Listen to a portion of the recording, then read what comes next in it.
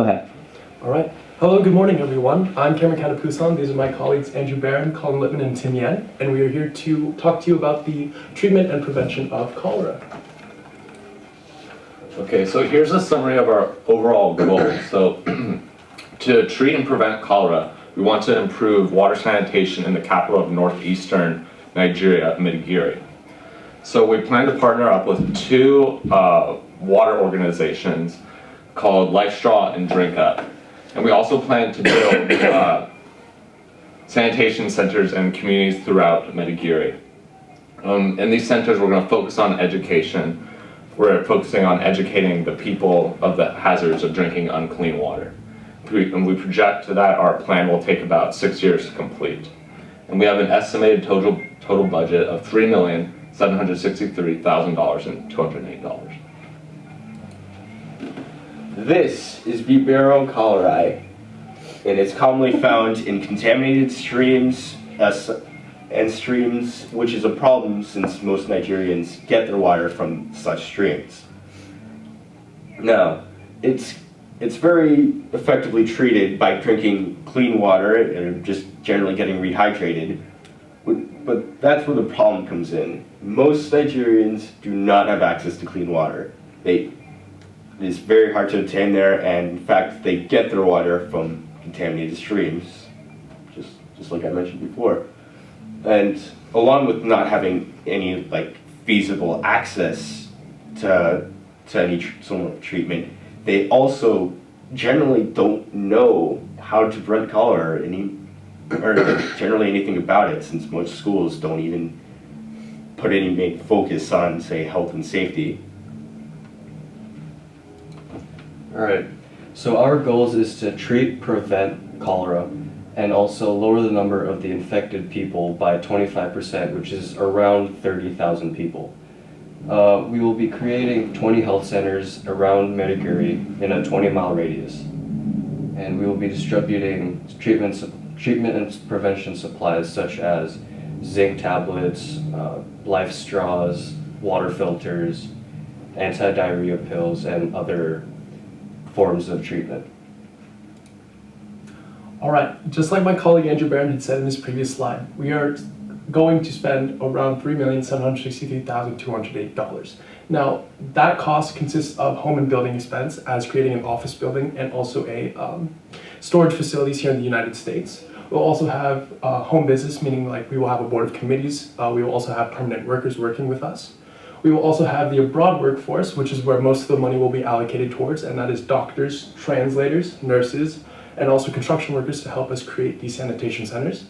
And finally, we have the medicine and supplies, and that is the water filters, oral rehydration salts, antibiotics, and everything else to help prevent cholera. And that's it.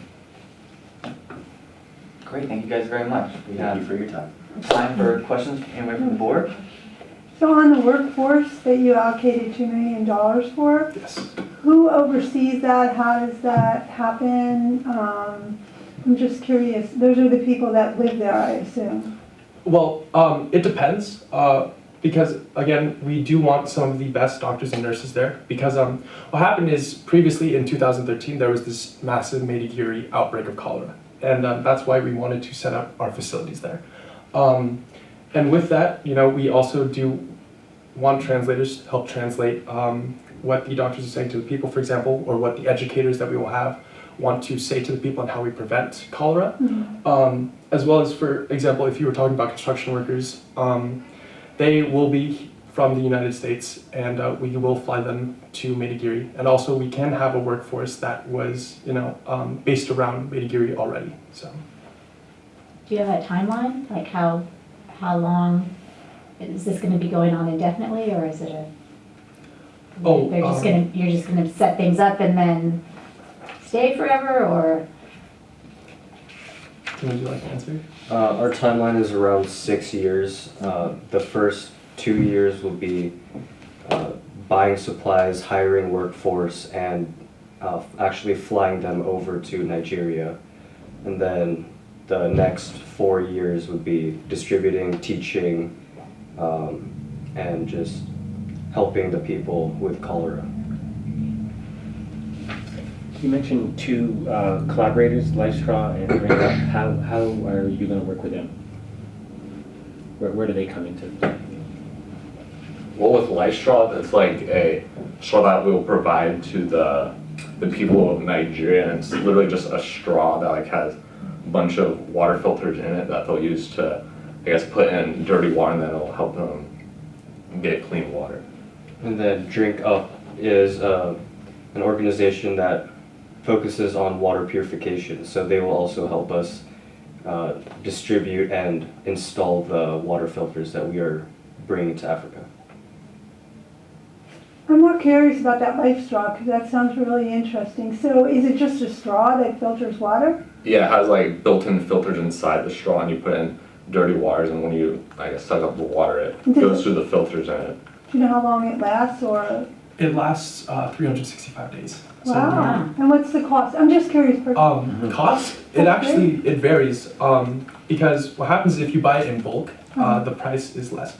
We found out that if we bought it in bulk, it's actually $2 per live straw instead of it being the $18 that it is here in the United States for one. Wow. Cool. Great. Any other questions? No. Thank you guys very much for your time. We appreciate your presentation. Thank you so much. Thank you. Thank you. All right.